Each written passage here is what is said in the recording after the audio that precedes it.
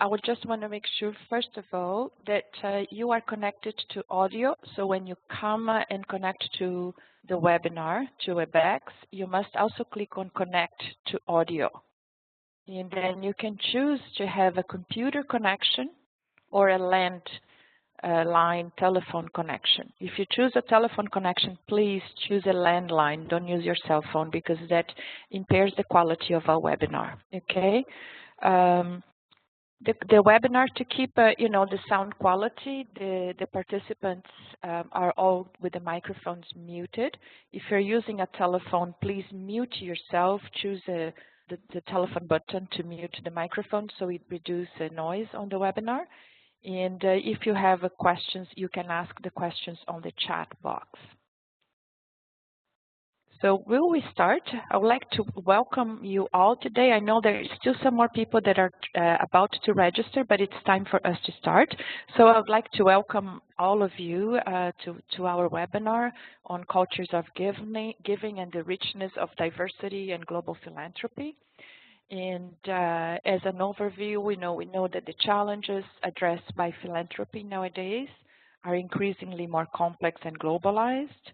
The landscape of philanthropy around the world is changing fast, and we are aware that effective strategies and actions supported by philanthropy must take into consideration and be shaped by the local culture and values. We also see new trends in philanthropy that are evolving. They are being shaped by the local context. Therefore, it is important for us to have this understanding on how local traditions of giving and local discourses are contributing and building on best practices at the global level. So this webinar, we hope it's an opportunity for us to learn from and to share local practices with other regions and countries. And it's also an opportunity to contribute to document the local traditions and practices. This webinar is, in a way, a follow-up of a meeting that was held in June when we had almost 40 participants from all regions of the world discussing local traditions as well. Today, we're happy to say that we have over 30 participants registered for the webinar, coming from Africa, the Arab region, Asia, Latin America, Europe, and North America. So we have quite a diverse group, and I hope this will provide for an interesting discussion. Before we move on, I would just like to keep with some housekeeping issues. So yes, you can see on the first slide here, make sure you are connected to audio. If you lose your internet connection, you can reconnect using the link that was emailed to you. You can adjust your audio settings using the audio pane on the very top menu. On the top menu, there is their file, edit, share. You go to audio and adjust your settings if you're having difficulty listening. To ask questions, you can write your question on the chat box and send the questions to Elena Monteiro. So there is a feature, there's a box that says send to. Please send it to me so I can see your questions, okay? And I can moderate the questions. Here it is for you to see more easily where to connect and also where to write your question on the chat box. Let me go back here for the housekeepings. If you're using the telephone to listen to the webinar, make sure you have a landline to ensure call clarity. To exit the webinar, you can click on Quick Start on the top menu and then click Leave the Meeting. And for your information, we are recording this webinar, and the recording and the materials will be made available soon to all participants on our website at wingsweb.org. So moving on to continue on our work, today we're discussing cultures of giving and the richness of diversity in global philanthropy. And I am Elena Monteiro. I am the Executive Director of WINGS, and I have the pleasure of being facilitating this webinar today. And for presenters, we have Dr. Atala Kutab, who is the founder and president of SANED for Philanthropy Advisory. Then we have Ms. Tina Tiart from HGG NPO Sustainability Solutions in South Africa. And then finalizing, we have Dr. Marcos Kissel from EDIS in Brazil. we have quite a full house now. I see that, we have quite a long list of participants registered. So moving on, without, further ado, I would just tell you a quick, information about WINGS. We do have a global mandate, as we are a network of over grantmaker associations and philanthropy support organizations. And, together we represent over 22,000 philanthropy entities in all regions of the world that mobilize over $140 million in philanthropy.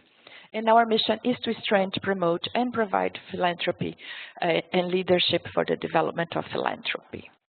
So moving on, it's my pleasure now to introduce, pass the ball to Dr. Atala Kutab to start the webinar. Before Atta giving the ball to you, I would just reinforce again that if you are linked to the webinar using a telephone, please mute your telephone so we can control the noise in the room. Thank you very much. And if you have questions, please write them on the chat box and send it to me. I'm Helena. And now I would just give the word to Atta. Thank you. Thank you, Helena, and good day to everybody that is participating in this webinar, and thanks to WINGS for organizing it.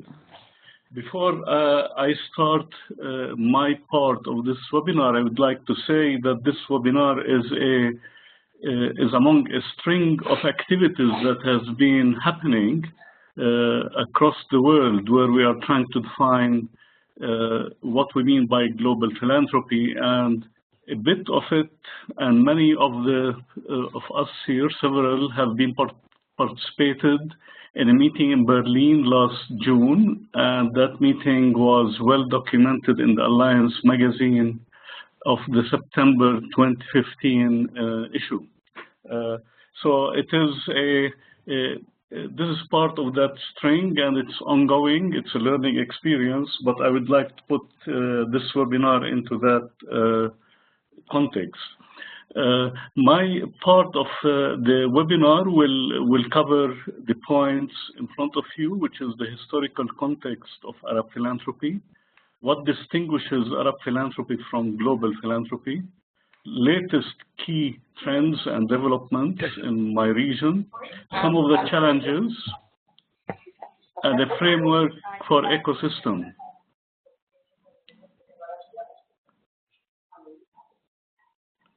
Hello? Yes, Atta. Okay. Please continue. Okay. Yeah. Talking about the historical context of the Arab philanthropy, I would like to make clear when we talk about the Arab region, there are three sub-regions in my area, and these are distinctively different, and there are commonalities, and these three are the Gulf Cooperation Council, GCC, North Africa, or we call Maghreb, and the Eastern Mediterranean that we call Mashriq or the Levant. However, in all the countries of the region, there is a long-standing tradition of social giving in a variety of forms and inclusive of all faiths, the best known being the Waqf. And a rough translation of that in English is endowment for social benefit. So Waqf is a form of endowment, is the oldest and most common form of religiously motivated social giving. In the 1800s, more than a quarter, just to give you an idea of its size, more than a quarter of Egypt's agricultural land was Waqf land, with revenue from such land spent on social services for the poor. And this is huge areas. I mean, Egypt is not small, as you know. The history of Waqf is rich with achievements in social services, including education and healthcare, and in many cases dealing with inequities in society. For different reasons, Waqf have declined over time, both as a concept and in practice. Governments have always considered Waqf as public property and tried to control them. The first successful effort was the Ottomans' Waqf law in 1863, since the Ottomans controlled and ruled most of the region. and they created a ministry to manage it. The mechanism it introduced is essentially the one that is in place now, where custodians in most cases are replaced by a ministry to manage what remains of Waqf. As a result, there are now many fewer new Waqf being established, and large areas of Waqf have been expropriated. Therefore, the strong tradition of giving, spanning several hundreds, if not thousands of years, was disrupted by governments that considered the welfare of their citizens as their sole responsibility, and therefore took control of philanthropic resources that existed, including endowments, lands, and property. However, during the last 25 years, a renewal has been taking place, and a surge in philanthropic organization is being witnessed. This renewal has taken the form of putting private wealth to work to solve social ills, has often meant building schools and hospitals in places where the government cannot provide basic social services, enhancing employment and business opportunities for the poor, or building houses for young couples in poor neighborhoods at affordable rates.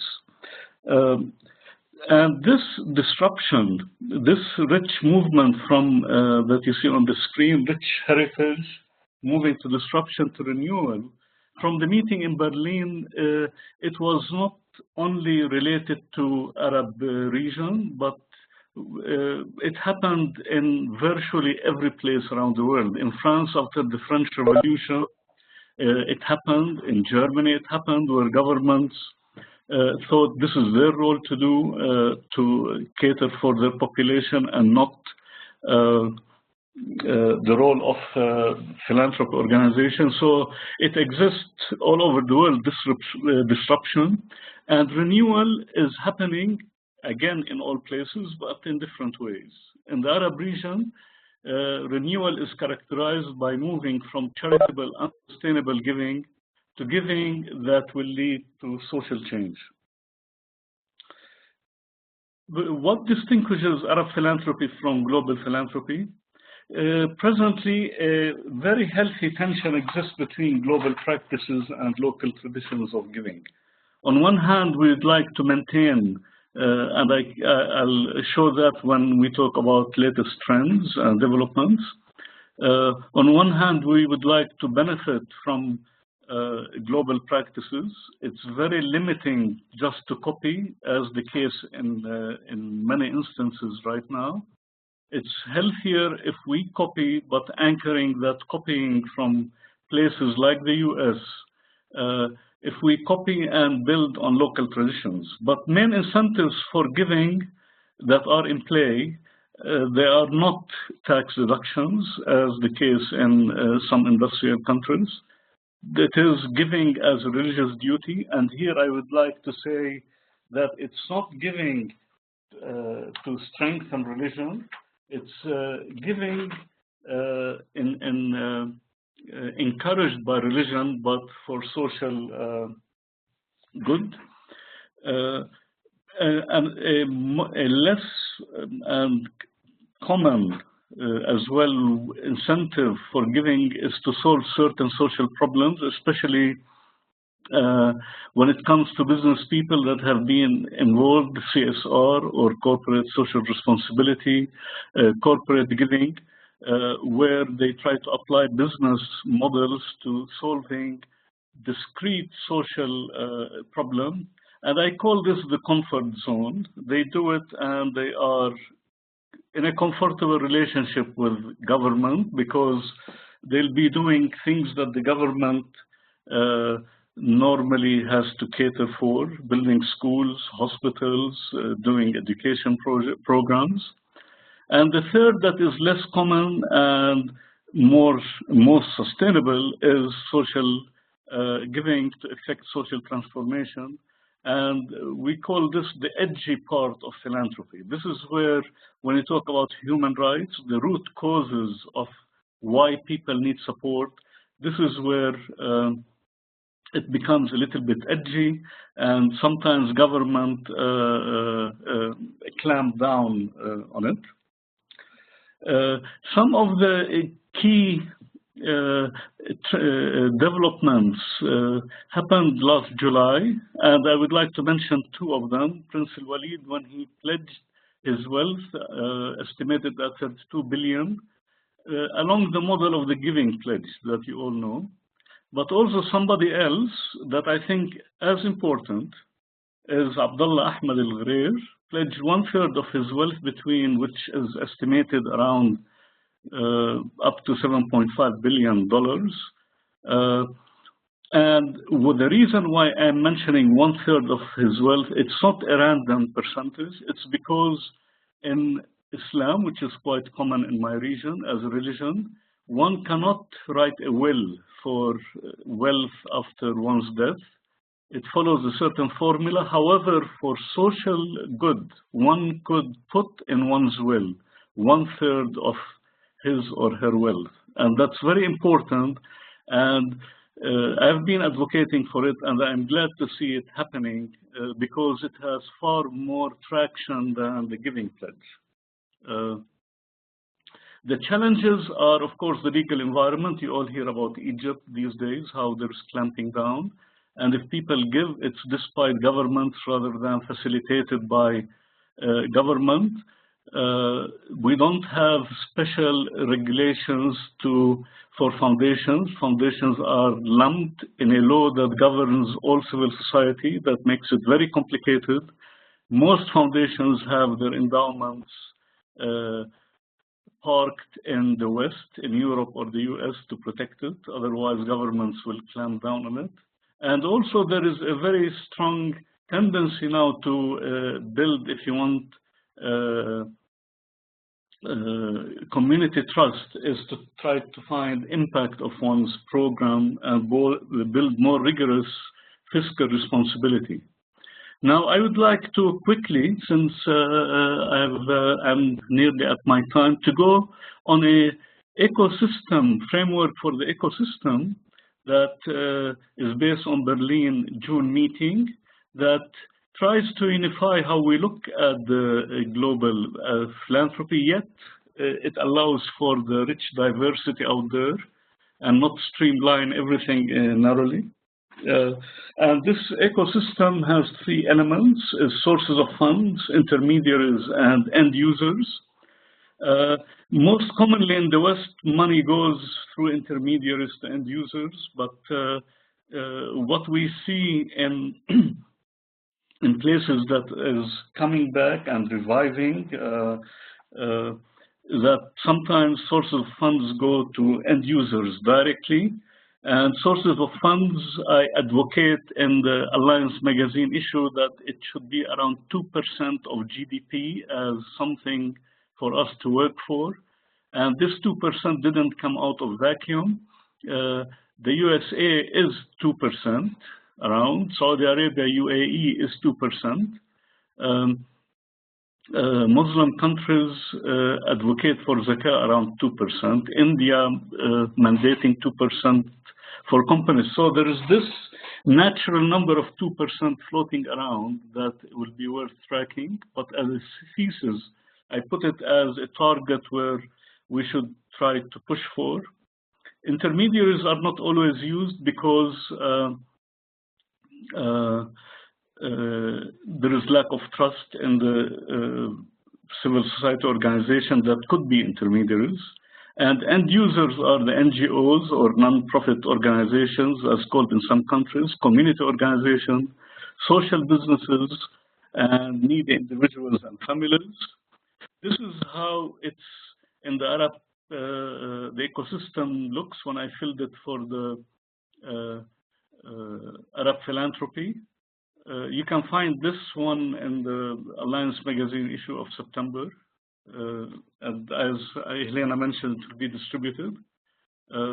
But sometimes the same organizations can be sources of funds, like local foundations or religious institutions. They can be intermediaries, and they can be end users, as the case of religious institutions. Thank you, Atta. Yeah, okay, I stop here. Helena, can I just touch on this last slide? It will be very quick. Yeah.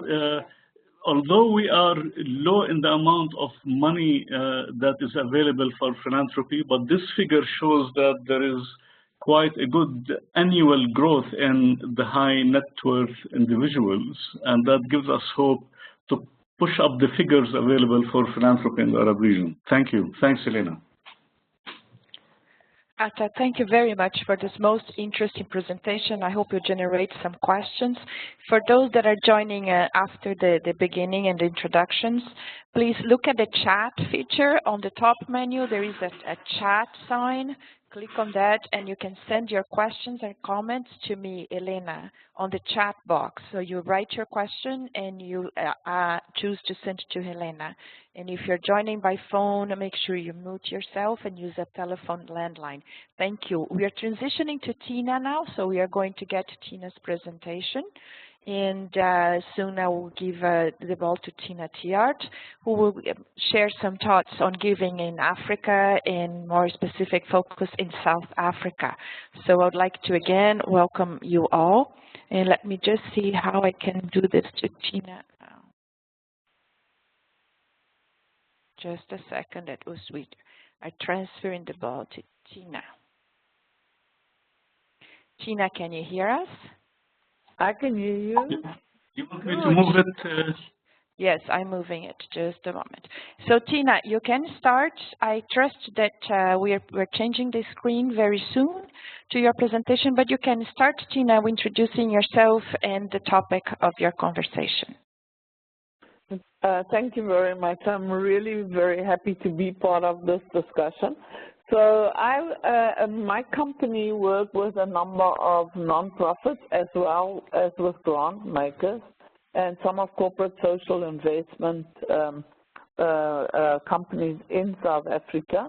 And obviously because of my involvement with WINGS and some of my other networks, I have been fortunate to be a member of the African Grant Makers Network and attended some of the other regional networks of funders.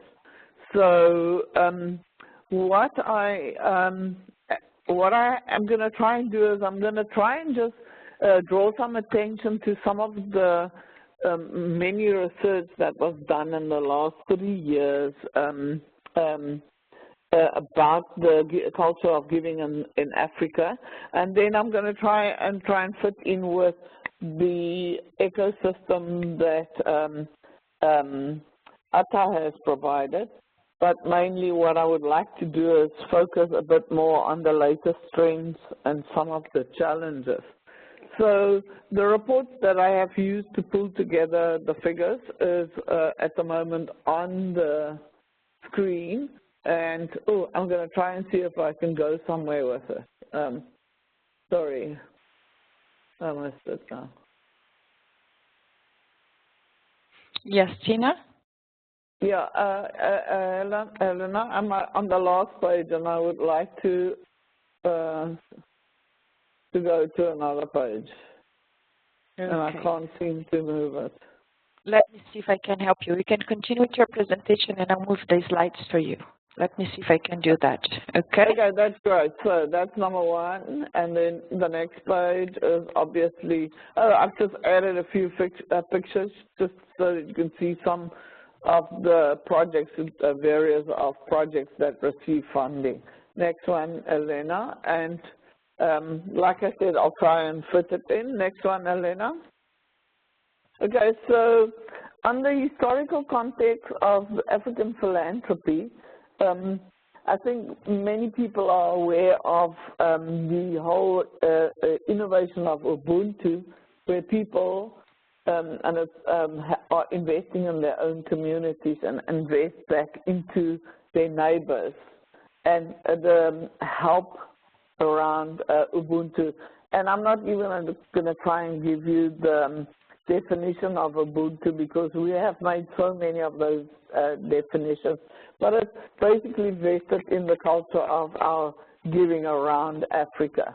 A second part of that historical context, I think, is also the fact that we have lots of what I see other parts of the world is calling self-help schemes, In South Africa, we call it stokvels, and it is saving schemes where communities come together, and then the money that they save would be invested either back into that community that made the saving, or would help around the issue that happens in the community. And then also, mostly, if you still look at the older research, you will see a lot of it is vested in religious giving.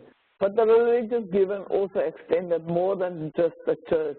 It also extended to projects that churches started into communities, and to religious organizations that was obviously birthed from the various church giving. And the whole notion of religious giving is quite big in Africa. So I try to put again into the ecosystem that Atta used to see where's the source of funding and how it goes.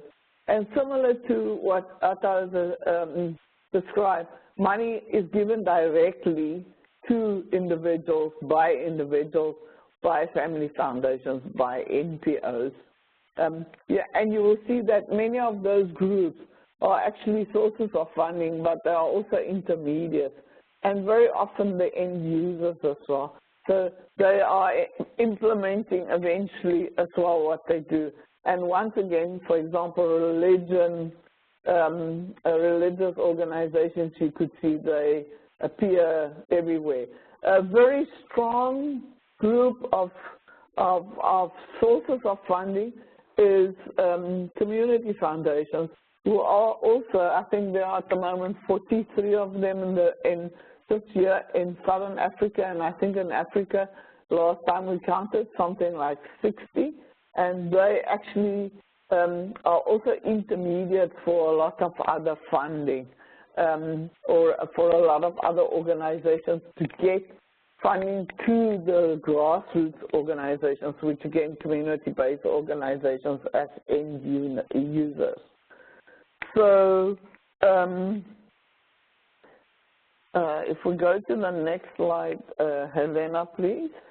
Okay, I saw that my other colleagues all had these wonderful maps and things that they use in their presentations. So I thought, oh, you know, Tina, you also must have one of these presentations.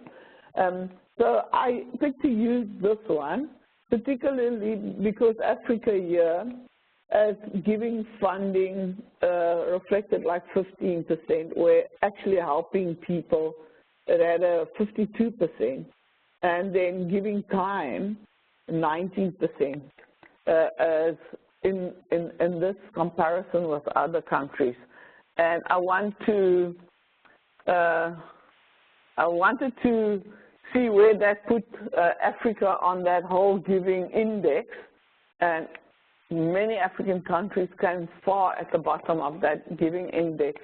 So I said, no, I can't use this giving index, because the latest research that was done by CAF, which was just done in Gauteng in South Africa, but I think gives a very good picture of a typical African city, really actually showed that in the last 5 years, no matter what it says on this screen, that we had a huge increase on how people give and what they gave. The small research reflected that in the last 3 months, Africans donated, 94% of the Africans who were asked donated goods or services, and 85% of them donated actual money to either individuals or organizations. And that 56% of the Africans that was asked that actually donate time to organizations. And it showed to me that definitely there is a big change. If you go to the next slide, Elena, if you can just go to the, okay, yeah. So then it brings me the reason that, or the fact that I really wanted to talk a bit more and spend more time with you today, and it's like in some of the new trends of giving in South Africa. And lots of this, in the beginning when I looked at it, I thought it was businesses and how businesses now give. But in the last 4 days, I have done some research on some of the individual giving, and it seems to follow the same trend. Now, for those of you who are not familiar with South Africa, broad-based Black economic empowerment rules, this government has come up with a scorecard whereby corporates have to comply to certain issues on the scorecard to be able to tender for jobs or to tender to work with bigger companies on the stock exchange and to specifically with government to get government jobs. And a big part of the BBBEE scorecard at one stage was the charitable giving, or what we call social enterprise development. A lot of the scorecard has changed, and the government has loaded the points for enterprise development or social entrepreneurship development. Also then came procurement development, where if an organization or an individual grants funding to an organization so that they are able to buy services, leverage services from them, grow that procurement system, then it counts far more points than what charitable giving would count on that scorecard.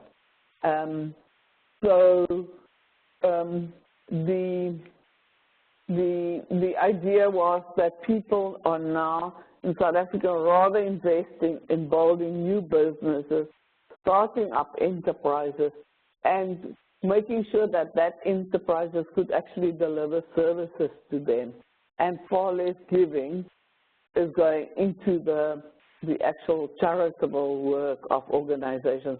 And here you would find that human rights organizations are obviously at the shortest end of that. Then talking a bit about what influencing philanthropy. Okay, I see I'm supposed to be at the end, but I think you have all heard about far more. Yeah, okay. Thank you, Tina. I think if you could just conclude your remarks, because your time is up. We have to shift to ensure there's time for questions. So I think it's quite obviously some of those issues that are influencing philanthropy at this stage.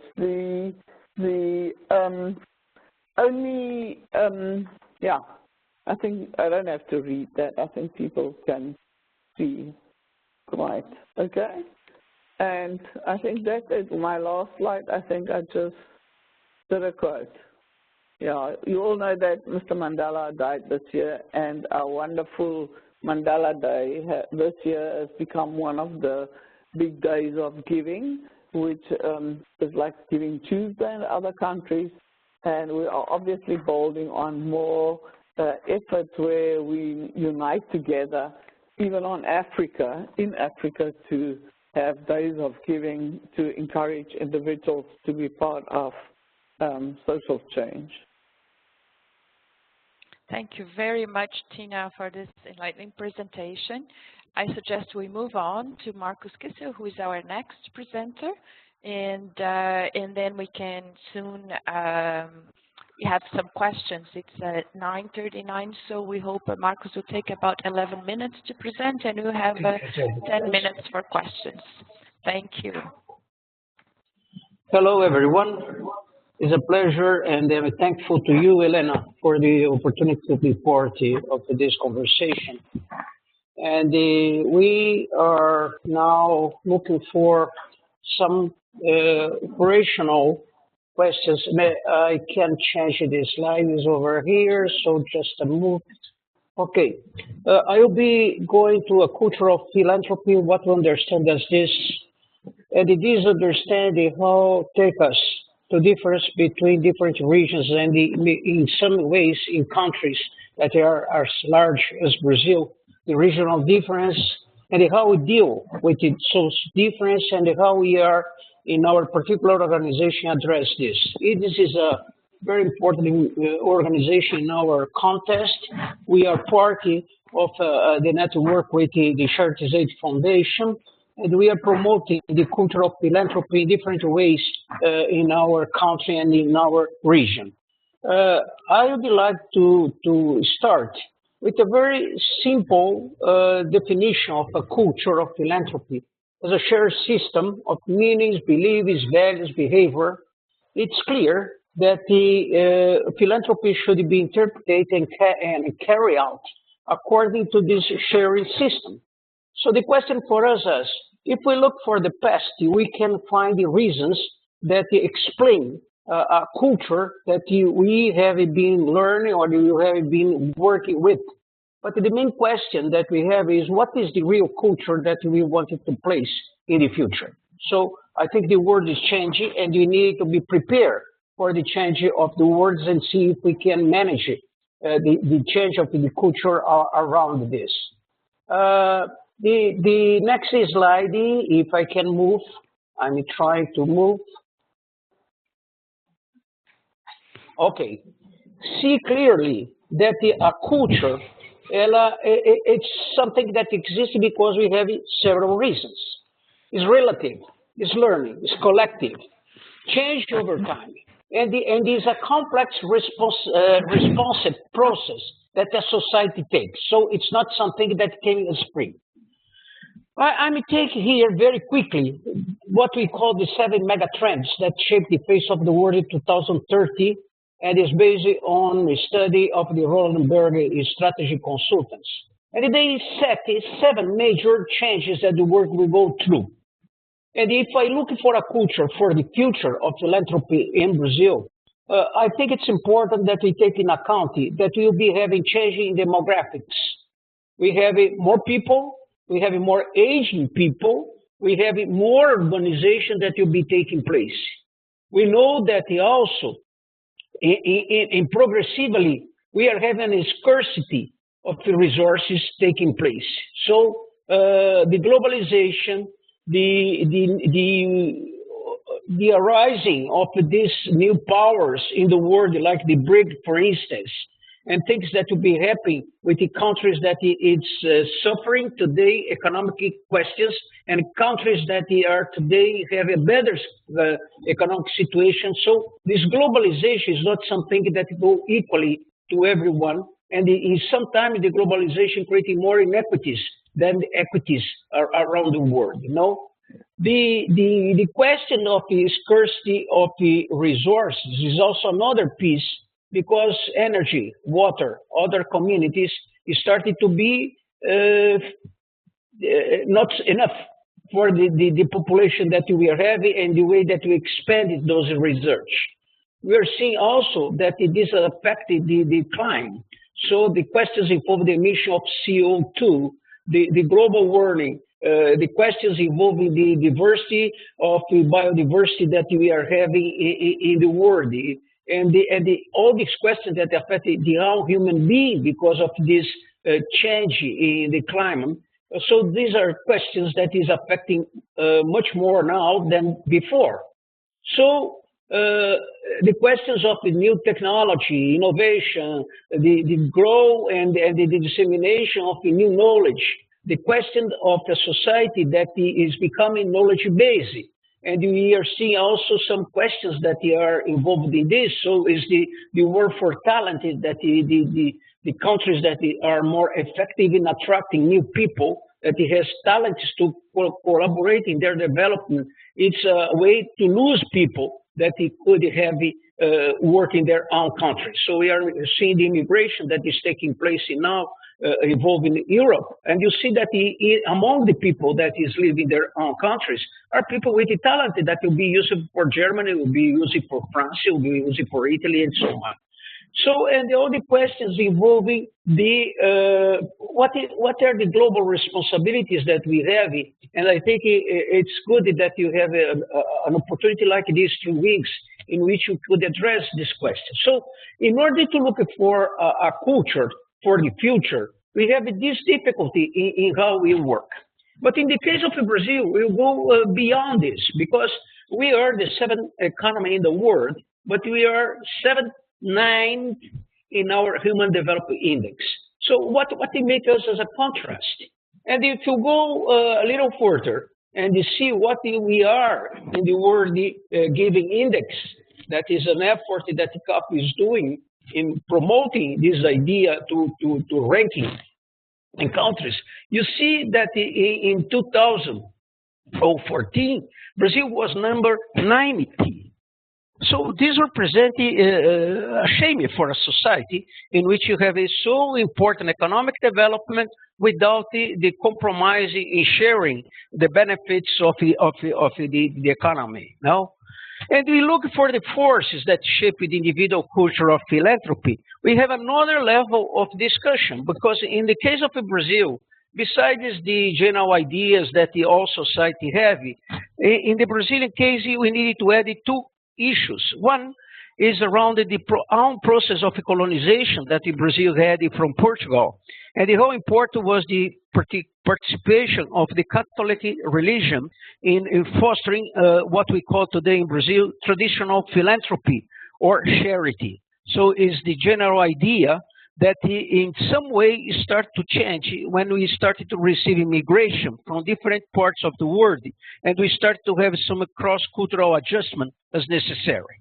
So under this very short introduction in terms of where we are, the culture of giving Brazil is moving from the traditional philanthropy to private social investment. So we are moving from the Portuguese heritage, the Catholic understanding of misery, the paternalistic view of solving immediate need, and through the European migration, we started to move to idea of investment. When we started to have a new, I could call the Brazilian culture and understanding of giving, and much more important, the donors started to utilize their own theory of changing in order to be sure that they know what they want to change in the Brazilian society. And this is important because it's also bringing to us an important need to work hard in impact evaluation. Because if I have a theory of change, it's much easier for us to see if we change the society the way that should be, and this is the impact that we want to see. And now we have, as introduced by Atta, the general idea of an ecosystem in which Brazil happily has a group of institutions that it's in place, and each one doing what represented the participation in the ecosystem of philanthropy. So the question that we have in mind is, if we want to change the culture for the idea of social investment, the critical question for us is how we address in education, in doing marketing, the overall needs that exist in shaping the new understanding about philanthropy. So we take in the right of the slides that you have in front of you, the idea of what are the values that come from the environment, like the ideology of the government, the role of the government, how to help people, the legal framework. So these are pieces that affect directly the way that I can do philanthropy. The other side, I need to look for the donor and see what are the values that they have. If they are people that want to solve problem, or they are fatalistic, or they are active or passive. They have some understanding because of the religious creed, or they are secular in terms of taking the needs of the world. They are risk-taking, or they want security in the way that they utilize their money. And you have in between of these external, internal questions that affect both. Is around the idea, if I work alone or work in a collective way. I push the younger, or I push the aging people that has more money maybe to share. I work with the extended family or work with the families that make wealth. And I think the chart that was presented by Atta show the concentration of money in some people. And we have families that has a tremendous power, economic power, and it could be an extended way to understand the role in philanthropy. The idea about how I push for the participation of the women and the men in these discussions, if we work in a competitive way or in a cooperative way. So these are the questions that enter in shaping an education or a marketing way to address the issue. And for these three few words orient our decision here. One is inform, the other is involve, and the other inspire.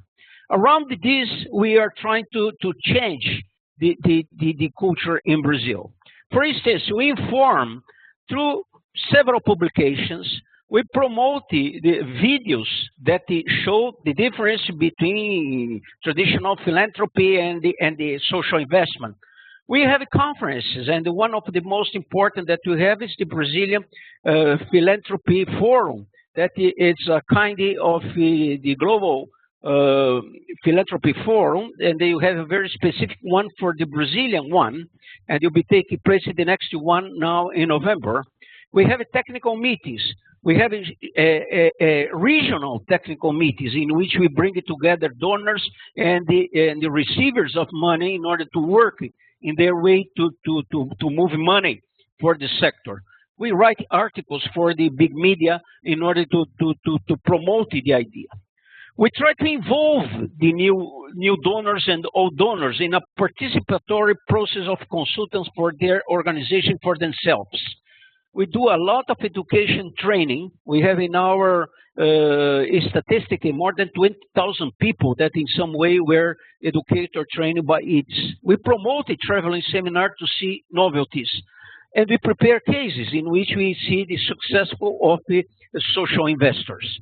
And we want also to inspire. And to inspire represents how we push some of the cases benchmark in which others can see and learn and practice according to what they learn.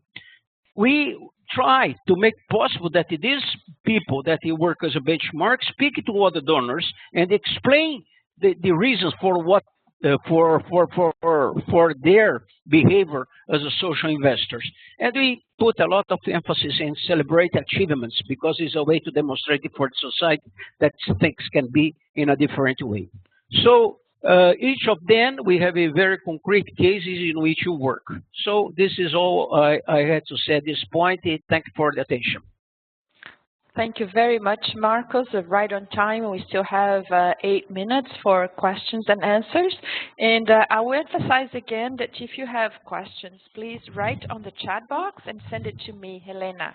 You choose send to Helena, and then write your question. If you're having difficulty finding where is the chat box, you choose the raise hand feature, and we will contact you to figure out what is your question. For now, I would ask that Tina, Marcos, and Atta remain unmuted so they can participate on the question and answer period, but be attentive to the noise reduction for our meeting, please. So we do have a question here. I can't tell exactly where it's coming from, but the question is for the three of you, saying, how do the presenters see the role of philanthropy in reducing inequality?